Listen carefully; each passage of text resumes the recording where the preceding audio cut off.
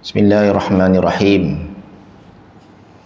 Assalamualaikum warahmatullahi wabarakatuh. Alhamdulillah, syukur pada Allah Ta'ala. Kita semua dalam masjid ni dapat datang sembahyang subuh jemaah. Akhir zaman ni bukan senang nak sembahyang subuh jemaah ni. Banyak rintangan. Kita semua telah melalui rintangan dengan baik, dapat datang sembahyang subuh jemaah masjid. Alhamdulillah. Saya mati AJK masjid, pegawai masjid, jemaah masjid Icing Kulu dan sekitarnya. Terima kasih Tuan Imam jadi imam tadi, alhamdulillah. Dan permintaan imam tadi banyak ya tadi. Pada Tuhan banyak juga. Minta pada Allah Ta'ala kan.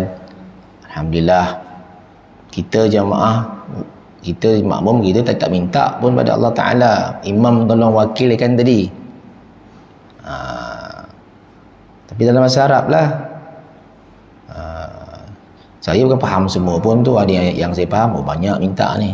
Alhamdulillah, minta tu, minta ni bagus. Minta je lah. Mohon pada Tuhan, bagus. Kita sebagai jemaah makmum ni kena sokong lah kan. Sokong dengan cara macam mana? Aminkan lah, itu je. Amin, amin.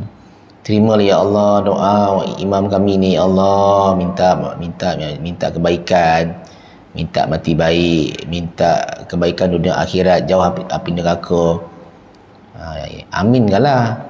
Kecuali kita senyap tak amin tu lain cerita lah kan. Dia mungkin ngantuk tidur sekejap, dah habis dah. Apa dia minta tadi ya? Tak tahu. Kita tak sedar kan.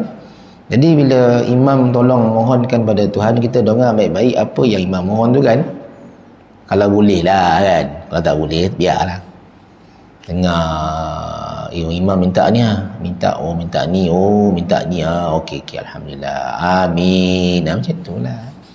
Kecuali kita minta sendiri, tak nak sokong imam tu minta, kita doa lah sendiri kat belakang tu. Doa, ya Allah minta sihat, ya Allah, ya Allah minta dapat jodoh yang baik, ya Allah kan. Minta lah macam itulah. Minta. Sebab ni waktu subuh tu tuan sekalian, waktu yang berkat. Baik. Subuh ni wasiat Imam Syafi'i. Imam Syafi'i ni kat Malaysia ni mazhabnya mazhab Syafi'i kan. Walaupun kita tengok dalam Facebook orang macam-macam lah kan. Buat debat tu, debat ni lah, apalah. Kita tak ada ilmu benar ni, dan diam sudah lah kan. Ada ilmu lain. Nak berdebat pasal mazhab lah, apalah. Tak pandai kita ni tuan sekalian. Kita tak pandai, kita tak ada ilmu sangat. Belajar hadis pun tidak. Kalau belajar mustalah hadis pun tidak. Macam-macam kita kan tahu sangat semua ni. Macam saya kan tahu sangat pun. Macam mana nak menilai hadis tu okey tak okey, ada kaedah dia. Kita tak pandai. Kan? Hari-hari nak berdebat, hari-hari nak berbalah ya tentang mazhab. Apalah, biarlah. Gitu macam ni kan. Baik. Jadi sebelum Imam Syafi'i itu meninggal dunia, beliau sempat berwasiat kepada murid dia. Murid dia ramai dan umat Islam seluruhnya. Jadi Imam Syafi'i ini gelaran Imam Syafi'i. Syafi'i itu gelaran kepada dia. Nama dia kalau nak tahulah, saya sebut je kan. Nama dia semua tahu dah. Muhammad bin Idris nama dia. Muhammad bin Idris Al-Abbas bin Osman bin Syafi'i bin As-Saib bin Ubay. Syafi'i itu moyang kepada Muhammad. Syafi'i itu moyang kepada Imam Muhammad. Imam Muhammad ni gelaran sekarang orang bagi Imam Syafi'i. Syafi'i itu moyang dia, onyang lah macam tu. Syafi'i bin As-Saib bin Ubay. Siapa As-Saib bin Ubay ni? Kena tahu juga. As-Saib bin Ubay ni sahabat Nabi. Sahabat Nabi tu. Jangan main-main. Apa Muhammad bin Idris ni. Sahabat Nabi yang memeluk Islam semasa perang Badar. Nampak? Syad tuan-tuan sekalian. Muhammad bin Idris ni. Jadi diberi gelaran Syafi'i. Orang tambah lagi Imam Syafi'i. Dia ambil gelaran daripada onyang dia. Asal mana? Jordan ke, Mesir ke? Tak, asal Mekah. Imam Syafi'i asal kat Mekah. Macam tu. Apa kelebihan dia? Ni kita kena faham kenapa kadang-kadang kita ni ikut sajalah apa yang ulama-ulama bagi tahu tentang yang digariskan oleh mazhab ulama Syafi'i kan. Tuan-tuan, bila kita rasa kita ni macam pandai benar pun payah juga. Macam terror sangat. Tak, kita tak pandai. Imam Syafi'i kelebihan dia, otak dia tu terlampau kuat ingatan. Kuat ingatan sampai Imam Malik kata, kau pergilah cari guru lain. Kitab Imam Malik nama Muwatta' tu paling susah nak baca tuan sekalian. Siapa ada kitab tu boleh baca dengan baik, terror lah. Imam Syafi'i lah yang hafal kitab guru dia, kitab Muwatta' Imam Malik tu. Hafal lah tuan sekalian, ya Allah. Ingat. Dan dia ni bila pergi keluar, pergi pasar, pergi di jalanan, orang bercakap, dia ingat apa orang cakap. Hebat tuan sekalian. Balik ingat. Ingatan dia tu ingat. Orang bercakap kat pasar tu, dia ingat. Masuk ke telinga tak keluar dah. Ingat dia. Luar biasa tuan sekalian. Allah Ta'ala bagi kehebatan kepada Syekh Muhammad bin Idris Al-Abbas bin Osman bin Syafi'i bin Az-Zaib Al-Ubay. Nak cerita.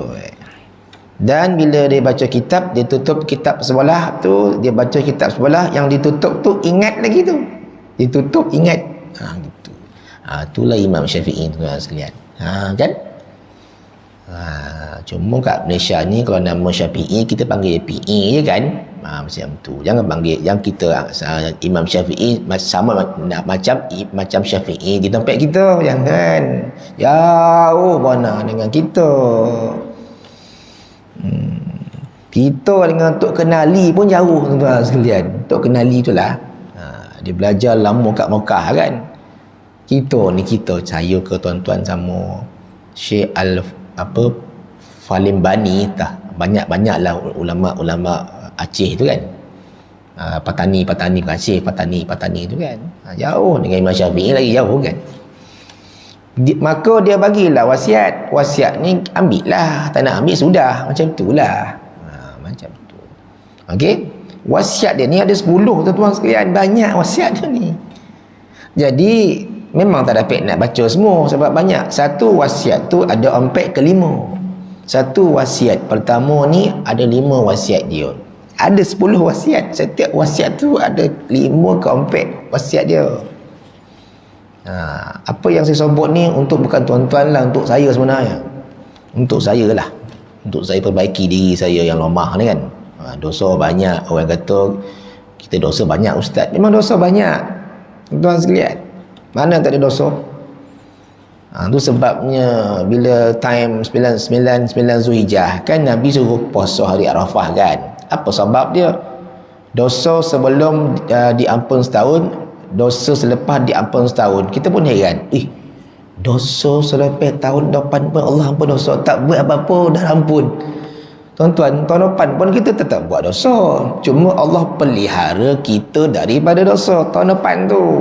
Allah peliharalah kita daripada buat dosa. Takkan tak ada dosa tahun depan? Tuan-tuan ada jaminan tak tahun depan yang Nabi kata puasa hari Arafah Allah ampunkan dosa setahun sebelum? Settle lah. Atau ngam lah memang kita banyak dosa sebelum tu. Dan setahun selepas tahun depan kita pun happy. Dosa tak ada dah. Dosa kita ada tahun depan. Mesti ada punya. Kan kurang-kurang mengumpat, kurang-kurang hati ni berkata-kata sangka buruk kat orang, ada sikit lah kan. Cuma Allah Ta'ala pelihara kita tahun depan daripada banyak dosa tu je. Tu puasa hari Arafah jatuh Sabtu ni. Walaupun orang dah viral Arab Saudi wukuf pada hari Khamis ke Jumaat kan, macam tu. Kelang kabut kita kan, pihak berwajib kita belum keluar apa-apa kenyataan dah viral. Jangan main-main. Kuasa viral ni kadang-kadang boleh merosakkan jiwa kita semua, merosakkan jadi kelang kabut kita. Memanglah Arab Saudi lah, Malaysia Afrika mana nak sama kan. Orang ni suka nak viral. Baik saya tak suka viral pun. Kalau saya suka, saya viral juga, hantar je. Saya tak viral pun, biarlah. Okey, baru nak masuk untuk wasiatnya. Wasiat Imam Syafi'i dalam set pertama ni ada 4. 1, 2, 3, 4. Banyak. Pertama dia kata kurangkan tidur. Ni yang susah ni. Tidur yang tidak digalakkan, yang tidak disukai ada 3. Okey. Kalau rasa tuan-tuan nak ambil lah. Tidur yang tidak disukai, yang tidak digalakkan dalam Islam. Pertama, tidur lepas subuh. Lepas subuh ni 6.54 sampai 7-8 minit sahaja. Itu yang tidak digalak tidur.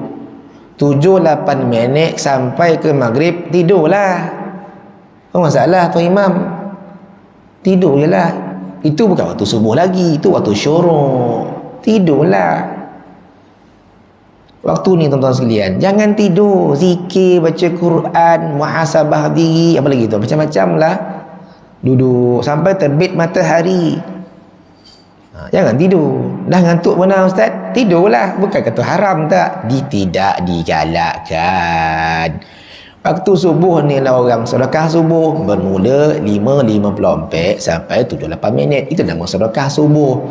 Bila kita sedekah selepas waktu subuh, bukan lagi sedekah subuh.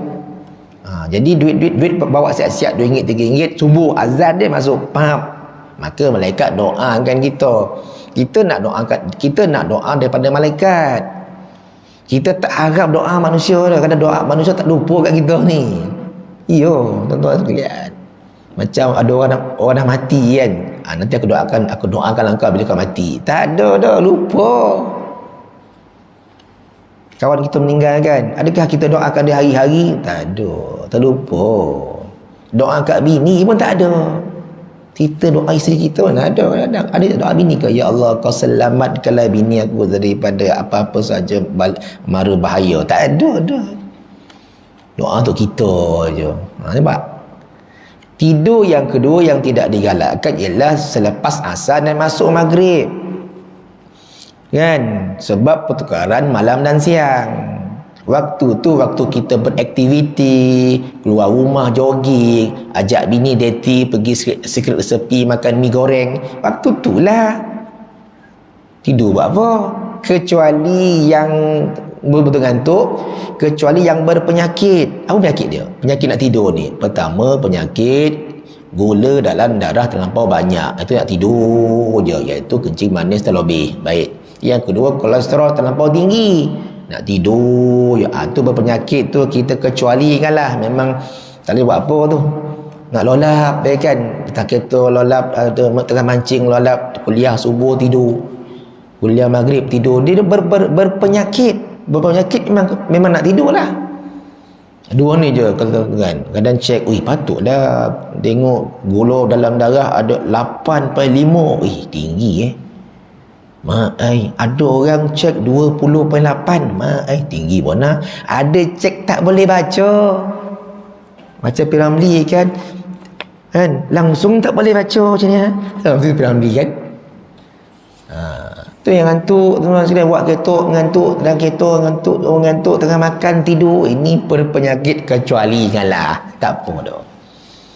Jenis yang saya kata yang sogar-sogar ni lepas asar ke maghrib jangan tidur. Khusus bagi yang perempuan ni, ada seorang penceramah tu kan, saya ambil lah kan. Kadang-kadang betul juga. Perempuan lepas asar tidur nak masuk ke maghrib, jaga-jaga. Jin Ifrit ni berkeliaran. Dia suka kepada perempuan yang tidur lepas asar. Orang Melayu sebut pelasit. Pelasit ni dia macam ninja. Dia pergi banyak tompet dengan cepat. Memang macam tu keadaan jin ifrit ni, jahat. Dia suka gigit orang, jin ifrit ni. Kan ni perempuan tidur terlentang kan. Kita lelaki pun sama, tak elok tidur terlentang. Dia kena tidur lambung kanan. Itu yang sebenarnya. Nak tidur mulakan dengan lambung kanan, lepas tu terlentang tu lain cerita, tak sedar. Lambung kanan ada kiblat. Baik. Jin ifrit ni kalau orang kampung panggil dia pelasit. Kalau di kampung namanya pelasit desa. Kalau di bandar pelasit kota. Nama ya Tuan Haji betul. Kata Amy Search kan, debu-debu melayang di tengah-tengah kota, pelasit kota. Lagu tu, tajuk lagu pun pelasit kota. Bayangkanlah. Tuan-tuan cek, pelasit ni dia suka gigit orang. Gigit itu bukan warna merah. Warna merah ni kita gigit, bini kita tu lain. Ya, pap, warna biru, lobam. Betul, sungguh. Bini saya kono. Sini lah. Dibuka, bang tengok bang. Kono gigit tu lah, saya katakan. Abang kau gigit? Tak ada dah. Tak. Kono gigit. Siapa nak gigit pula abang tuan-tuan sekalian? Nampak gigitan tu. Yang kedua dekat paha. Kat apa ada gigitan tu. Jin lah gigit. Jahat je ni. Dia kalau perempuan tidur terlentang, sukalah dia. Tidur terlentang tengah malam tak ambil wuduk, siap. Datang jin ifrit dihempap kita tu, yang tak boleh nak buat apa tu. Pahal. Kena impit lah bang. Tu dia. Kita pun sama. Isteri pula. Pasal bang, kena impit lah. Dua-dua kena impit dengan jin tu lah ni. Balik-balik malam makan daripada tom yam beranang, balik-balik tak ambil wuduk, tak apa, main tidur je. Kena impit. Kau jangan apa pasal. Balik ambil dah wuduk dulu, basuh kaki ke, doa sikit, tidurlah. Ni main terbang ni. Kena impit. Saya dulu asyik kena impit dia. Sekarang kena impit jarang lah kena impit macam tu kan. Siapa impit tu? Jin ifrit. Jahat je ni. Baik, tidur yang ketiga tak galak, iaitu selepas sembahyang maghrib sebelum isyak. Ni pun ramai agak buat. Lepas maghrib balik tidur. Lepas tu tahu-tahu dah pukul 5. Jangan main-main. Ulama tak galakkan tidur lepas maghrib sebab takut isyak terlepas. Itu je. Tidur lepas isyak lah, macam tu lah. Tak, balik-balik dah makan, tengok buletin utama dekat sofa tu terlelap. Ingat nak lelap 20 minit je. Tak, 20 jam tidur. Lama. Tuan-tuan jaga. Okay, baik, itu tidur yang tak galak. Bukan kata haram, tak galak. Nak tidurlah kan, tak galak je. Sebab itu waktu yang baik. Kalau subuh barokah, kalau asar waktu beraktiviti, kata ulama. Beraktiviti lah kan, siram pokok bunga, basuh kereta, macam jiran saya tu. Setiap minggu basuh kereta. Dah berbelah-belah tahun tu kerja Setiap minggu basuh. Tu kereta dia bersih, kilat je. Saya tanya, bang, basuh kereta ni memang setiap minggu ke? Setiap minggu ustaz. Tak hantar car wash? Tak ada lah ustaz. Exercise. Saya tak berlari, saya tak main badminton, saya tak berjogging. Cara saya untuk fit badan basuh kereta. Kereta tiga basuh. Bayangkanlah. Saya kata, kita kan pemalih kan. Macam tu tuan. Saya lah. Kawas je. Tembak. Spirit. Settle lah. Itu sebab potang-potang dia basuh kereta. Siang pokok bunga kan.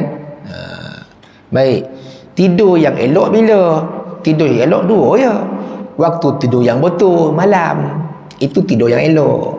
Itu sebab Tuhan dalam Quran sebut siang bekerja, malam rehat. Bukan malam buat kerja. Kecuali orang yang kerja shift malam, itu tak boleh cakap apa. Kan marah dia orang. Kan? Malaysia ni kalau boleh ubahlah sistem tu kan, kerja ni baiklah. Malaysia ni kalau boleh ubah sistem kojo kan, 8-5 cukup lah. Kilang-kilang kan, tapi kilang tak boleh, dia kena 24 jam. Tu yang orang yang shift malam, tuan-tuan sekalian, kena tidur siang. Tidur siang tak sama dengan tidur malam, tak sama tu, pemikiran dah berubah, payah.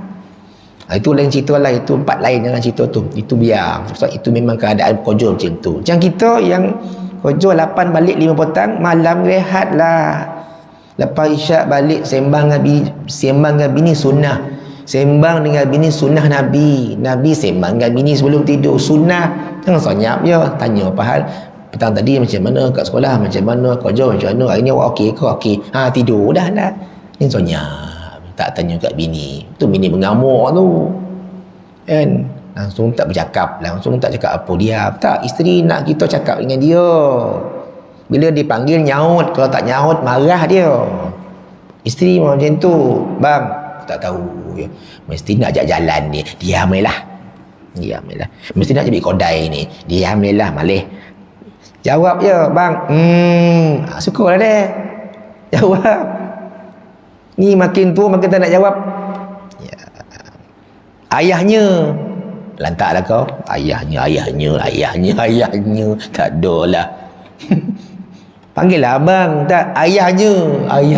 Aduh. Panggillah kegelaran yang sama sejak kahwin sampai sekarang. Ni bertukar lah dia. Atuk, lagi jahanam. Panggil suami atuk. Aduh, tak boleh. Tetap panggil gelaran daripada kita kahwin. Sah ya, panggil abang lah, darling lah, maling lah. Tak, lagi tua ayahnya. Yang suami pula maknya. Alai, tak romantik langsung lah kan. Tak tahulah, saya tak tahu kenapa boleh berubah macam tu. Tapi panggil abang lah kan. Abang kan. Baik. Okey, yang kedua, tidur sebelum zuhur 10 minit. Ini tidur yang bagus, sunnah. Ini yang susah ni. Nama tidur kailullah, bukan tidur kathirah. Kailullah, tidur sekejap kat sofa tu, baring sekejap, jangan baring terlentang. Standar. Pukul 1 tidur sekejap, terjaga pukul 1 suku, soga mata. Itu sunnah supaya malam boleh qiyam. Settle ya. Baik, habis. Jadi tuan-tuan, kurangkan tidur ya. Tak tahulah, kadang-kadang saya tanya tuan-tuan haji yang umur 70-an ni nak tidur, dia kata kan, aku nak tidur yang malam-malam, siang pun tidur, petang tidur. Wallahualam, tak tahu kenapa. Dah tak buat apa ustaz, tidurlah dia kata. Tu lain cerita ya. Lepas subuh dia mengaji sampai pukul 8 dia tidur sampai pukul 11. 8, 9, 10, 11, 3 jam tidur, bangun mengaji lagi sampai zuhur. Power. Lepas tu lepas zuhur tidur lagi sampai asar. Lepas asar keluar jogging. Ada satu tuan haji jiran saya, itu rutin dia. Malam apa je? Malam baca Quran lah. Apa nak buat, dah nak mampu dah ni. Ayat dia baca Quran malam, lepas tu tidur. Lepas tu pukul 3 bangun dah balik. Lepas tu qiyam. Dah tu macam ni, itulah aktiviti dia. Okey. Dia sebutkan saya gitu. Pukul 3 mesti terbangun ustaz. Lepas tu tak boleh tidur sampai subuh. Buat apa lagi? Semayang lah dia kata. Baca Quran, zikir. Buat lah kan. Buat apa buka Facebook manjang dengan WhatsApp. Dah kono kat aku tau. Dia cakap tu, mak ai kata, ini nak WhatsApp je, buka Facebook je. Dia punya rutin macam tu. Lepas subuh dia balik, dia buka pintu. Sebelum saya bekerja tu, dengar suara jiran depan saya tu, Bismillahirrahmanirrahim. Kuat aja pintu buka. Saya pun itu, saya pun loceng ting tong kan. Kuatnya. Dengar ke? Dengar. Alhamdulillah, dia kata. Alhamdulillah, dia dengar. Sik baik aku tak nyanyi ustaz, aku baca Quran kau dengar. Sik baik, dia kata. Kalau aku nyanyi kau dengar ustaz, jahanam, dia kata. Baca Quran kuat, baca Quran. Umur 75 umur, tapi buat kereta power, bawa sampai Shah Alam, luar daripada Selangor buat kereta, gagah lagi buat kereta. Hui kan. Yalah, minum air ketum power lah kan. Macam tu lah. Sekarang ni semua air ketum ya. Tahu lah. Baik, yang kedua, Wasiat Imam Syafi'i. Syafi'i ini paling penting. Ini yang susah nak jaga ni tuan sekalian. Bayan nombor 2 tuan sekalian. Itu yang banyak berpenyakit ni. Kurangkanlah makan kata Imam Syafi'i. Jangan makan banyak warna. Kurang makan ni artinya ada dua. Satu, berpuasa. Erti puasa tu kita nak bagi kita kurang makan. Jangan nak makan saja. Puasa ni ada 3, ada 4 tuan-tuan sekalian. Pertama, puasa tahunan. Puasa tahunan macam hari Arafah, hari Ashura tu tahunan. Lepas tu tuan-tuan puasa bulanan, iaitu 3 hari sebulan. Yang ketiga puasa mingguan, iaitu Isnin Khamis. Yang kedua puasa harian, iaitu puasa Nabi Daud. 1 hari puasa, 1 hari buka. 1 hari puasa, 1 hari buka. Islam buat macam tu supaya kurangkan makan, itu je. Kalau tak nak buat yang 3 ni, buat satu ni jadilah pun dia puasa tahunan. Sekali setahun je, lepas tu makan lah. Itu pun tak boleh. Bila ni Arafah, jatuh hari Sabtu. Ni payah ni. Sabtu pula jatuh pula. Macam mana ni pula nak puasa hari Sabtu lah pula. Kono pula anniversary bini kita dengan kita. Nak makan luar tak boleh lah pula. Banyak cabaran dia. Puasa 6 Syawal, setahun sekali je. Itu pun tak boleh nak buat.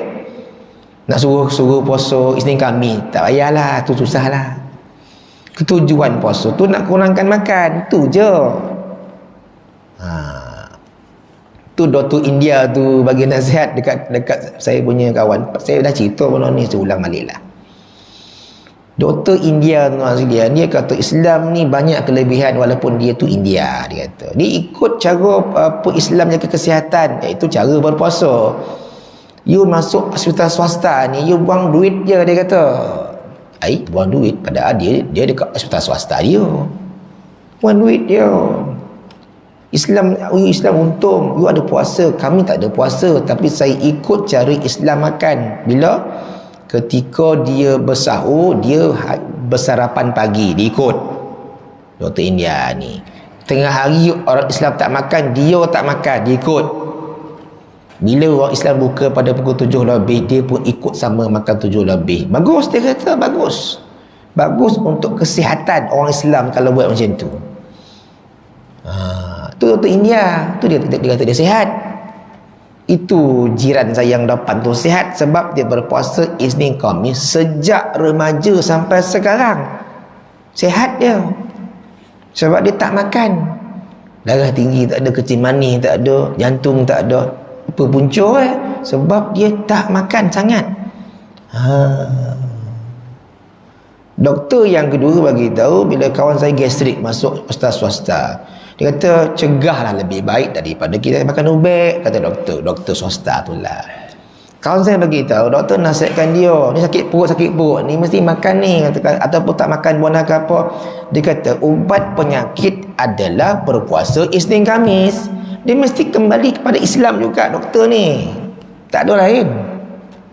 Berpuasalah Isnin Khamis. Artinya 7 hari, 5 hari kita makan, 2 hari kita tak makan. Okey lah. Disebut macam tu puasa. Tapi ingat puasa senang ke? Cakap senang lah. Susah nak puasa sunat ni. Kecuali puasa sunat yang semua kena puasa tu lain. Puasa semua satu Malaysia. Tak apalah. Ni kita puasa Isnin, orang bawa potluck kat sekolah. Jam bawa potluck pula Isnin dan kami tu tak tahan kita ni. Bawa lagi Jumaat, dia kata. Kawan saya nak puasa, dia sekolah lain 9. Kata lepas ustaz dia, sekolah saya bawa potluck Isnin dan kami, kita puasa. Hui, dia kata. Air liur lah tolan tengok macam ni. Makan, puasa apa? Tanya lah tu. Itu dia panggil saya makan. Ustaz, makan dah. Puasa? Ya ke ustaz puasa? Tak percaya kita puasa. Ya Allah. Puasa apa ustaz? Isnin kami lah. Oh, minta maaf saya ingatkan. Tak ingat pun. Orang tak ingat Isnin kami dah. Orang ingat Isnin kami makan. Tapi bukanlah puasa selalu, ada masa tak puasa juga kan, macam tu lah. Isteri pun sama, bang boleh puasa tak Isnin? Boleh, kena minta izin isteri ni, tak boleh main puasa ya, kena jaga. Tanya suami, bang boleh puasa tak Isnin ni? Tak boleh. Sebab apa? Dia nak ajak bini dia pergi Alamanda, kan? Contohlah, kan? Tak payah puasa. Bila suami tak bagi puasa, jangan puasa. Kan? Kecuali qada. Qada tu biarkan. Qada tu kena ganti, wajib, biarkan. Sunat tak apa. Qada ganti. Macam tu.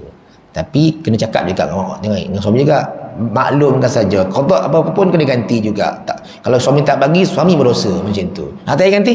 Tak payah ganti? Tak boleh. Macam tu. Okey.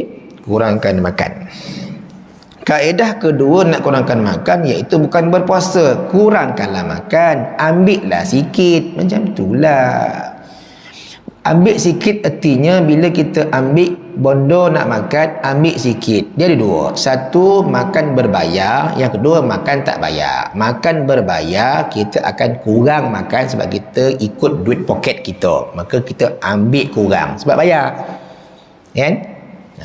Makan percuma, maka datanglah jin kat kita sini. Makan percuma. Bila makan percuma, orang panggil tahlil percuma. Bila lagi percuma, orang kahwin percuma. Bila lagi? Bila kawan ajak makan free. Dia belanja percuma. Bila pergi percuma, pergi kursus, pergi hotel, makan percuma. Itu makan percuma ni lah menguji iman seseorang. Percuma. Kalau bayar, bayar kan? Dekat kafe tu kan, ayam seekor ambil RM8. Tak dapat dah. Ikan ambil satu ikan tenggiri ni setengah 8, penuh 6 boleh, terdapat juga. Tu tolo RM3. Tolo je lah, ambil tolo. Sebab apa? RM3. Nampak? Bila bayar je, bayar. Kafe ni mahal betul. Itulah kaedah beberapa orang yang nak makan. Bila bayar kafe memang macam tu, cas dia. Air tertarik RM4.5. Tak boleh lah. Ambil apa? ITO je RM1.5. Dapat bayar hanya RM4.5. Tu kaedah dia bila bayar ni. Kecuali duit banyak lain lah. Bila percuma, ni bayar. Percuma kan? Umar kahwin, tahlil arwah, sampai imam pun tak dapat dah. Imam duduk belakang kali terberatur kan. Tak tahu habis dah belacan. Orang ambil banyak, percuma. Ambil ayam 2 ketul, orang dan hati ambil dah 1 je, ambil 2. Sebenarnya kita boleh kawal kita sendiri, bagi orang belakang dapat. Rumah bab makan ni payahlah. Kemudian imam punya tempat makan pun dia songlap juga, susah kan. Penceramah punya pun macam ni lah penceramah saya. Tengok kau nak ambil kat tempat aku, jemaah ambil, boleh ambil tak? Ambil lah. Asal dah habis kat situ. Nampak? Dah habis, nampak? Ambil penceramah punya. Akhir penceramah tak ada makan, minum air kosong ni lah. Ustaz dah makan, Ustaz? Dah. Jaga hati. Saya pernah kena agak macam tu kan. Buat tak tahu lah, itu tak ada apa pun, tak ada rasa hati. Tapi nak cerita itulah deh. Kan? Kita punya pun orang ambil. Ya. Penceramah punya tak makan agak tu. Puasa ke apa? Memang dia zuhud. Ambil deh. Si lomak ya. Tahu tuan-tuan sekalian. Habis ya. Yang ketiga tuan-tuan sekalian apa dia? Mengurangkan percakapan. Tetapi kena cakap bila perlu. Bila? Rumah tangga kita ni bila jadi baik bila kita ada komunikasi yang baik. Contoh kan tuan-tuan sekalian. Banyak kali saya sebut pada isteri saya dan kawan-kawan kan, kita ada bini, cakap dengan bini dululah. Tuan-tuan, satu dosa yang isteri tak sedar, apa dia? Dia keluar rumah tanpa izin suami. Walaupun suami duduk kat sofa, kat rumah relax. Dia keluar gitu kan, dosa. Tak boleh cakap. Kita beritahu, awak nak keluar, bagi tahu saya boleh tak? Beritahu. Ataupun dia keluar tak minta izin, dia maklum je. Pasal bang, itu je ayat dia. Pasal bang, dia pergi keluar terus. Padahal suami kat sofa ni macam sok khabar kan. Terus keluar ya. Pasal bang. Dia bukan minta izin dia memaklumkan saja. Yang baik. Di situ nampak sikit lompongnya. Sepatutnya apa ayat dia? Bang, boleh tak saya ke pasar jap? Boleh tak? Tak boleh? Okey, tak boleh. Habis tu siapa nak beli ikan? Saya dah beli. Kita beli. Mak kita tak bagi dia keluar. Cakap jangan diam kan. Bila nak keluar naik motor kan, naik motor bila naik motor nampak koting kan. Apa naik motor nampak koting ni? Pergi bekas luar. Sepanjang perjalanan isteri kita naik motor kita nampak aurat dia berdosa sampai ke pejabat tu. Jangan main-main dosa tu, dosa jariah tauhid. Cakaplah naik motor dengan dia nampak dia punya peha ke apa kau tegur, bukan tegur lah, kan tegur kan cakap marah, tegur kan cakap baik-baik. Boleh tak pakai seluar sikit apa supaya nak tak nampak tu. Okey. Cakaplah, jangan diam je. Senyap je kan. Yang ketiga, tengok TV tak berhenti ni. Apa tu, perempuan kan suka tengok cerita kerama. Agak contoh pukul 10 malam lah, pukul 6 petang tak apa cerita. Kita bagi tahu lah. Tengok TV-nya, tengok TV buat jam ni kenapa kan? Cakap baik-baik lah kan. Tengok TV je kan. Boring lah bang. Memanglah boring, tapi itulah TV je. Kan? Cuba tengok, tanya ustaz ke, Quran time ke. Bila sebut macam tu kan, aduh, nak tengok Quran time pula, leceh lah. Bondo-bondo agama ni lah setan kacau kita. Kita tak boleh terus-menerus salahkan iblis. Iblis itulah kojo dia. Dalam tanya ustaz itu kan, dia salahkan iblis. Ustaz Faik Ravi pun kata, sampai bila nak salahkan iblis, kata Dr. Faik Ravi dalam TV itu. Orang tanya kan, semua salah iblis. Iblis lah punca kita jadi macam ni kan. Semua salah iblis, kita jadi macam ni. Ustaz Faik Ravi jawab, dia tanya balik, sampai bila tuan nak salahkan iblis? Iblis itu kojo dia. Diam terus kan. Jangan salahkan iblis. Iblis memang kojo menghasut kita. Kita lah yang lawan. Kurangkan cakap ya. Cakap bila perlu saja. Ini diam. Lihat. Macam nak korban kan. Saya dilantik sebagai, dilantik lah, bukan torib bagaimana, pemantau korban. Jawatan pemantau yo, senang buat tu gitu ni kan. Pantau tengok macam tu kan. Saya pun pemantau ni kau jawab apa? Ustaz pantau ya, pantau setiap lembu ke lembu. Macam tu. Jadi saya pun fikir balik macam ni. Saya nak jumpa semua peserta korban. Bila nak jumpa ni minggu depan, buat WhatsApp group 84 orang ni, kita jumpa. Kita buat apa tu, taklimat dulu. Kita bagi tahu apa-apa yang perlu kita nak buat ketika korban. Antaranya ialah saya cakap apa dekat dalam EJK dan mesyuarat hari tu. Antaranya saya cakap adab-adab ketika nak buat ibadah korban itu yang paling penting. Apa dia? Masuk surau kepada semua lagi perempuan, tolong jaga syariat bila nak korban. Perempuan jangan pakai kotak-kotak, jangan pakai pakaian yang nampak dalam, jangan pakai benda tak munasabah bila nak berkorban lembu awak tu. Cakap tu kan? Jangan nak rapat-rapat bila nak tengok lembu sendiri dengan suami orang, isteri orang. Kita cakap betul-betul direct, cakap macam tu. Kita nak korban ni, jangan kita nak korban kita terlampau bersosial bona, tak boleh. Nah, ini ibadah korban, cakaplah apa masalah dia. Itu adab. Memang semua boleh bayar duit, adab mau jaga. Macam orang datang surau nak kahwin dekat nikah kat surau, kita cakap tu orang mai sini mesti datang semua kita nak nikah surau tak ada masalah, tapi jaga adab. Apa adab dia? Kau punya pengiring kau semua ni, pertama sekali tutup aurat, jaga. Tak ada cakap berselindung lagi dah. Tutup aurat, jaga. Jangan pakai yang menyeleweng. Jangan pakai yang penyebab kita masuk surau tak jadi nak nikahkan kau. Sebab imam tengok orang terlampau pakai kotak, nampak dalam, tak pakai tudung. Cakap terus orang. Ini bukan pergi pasar. Pergi pasar dengan surau sama ya. Pergi tengok bola dengan surau sama. Tak boleh. Cakap. Jangan diam. Kita bagi undang-undang itu. Kalau tak buat ni tak payah. Baik. Terkejut macam ni. Alamak, payah. Memang dah. Sebab nak masuk surau dan masjid. Jangan buat hal.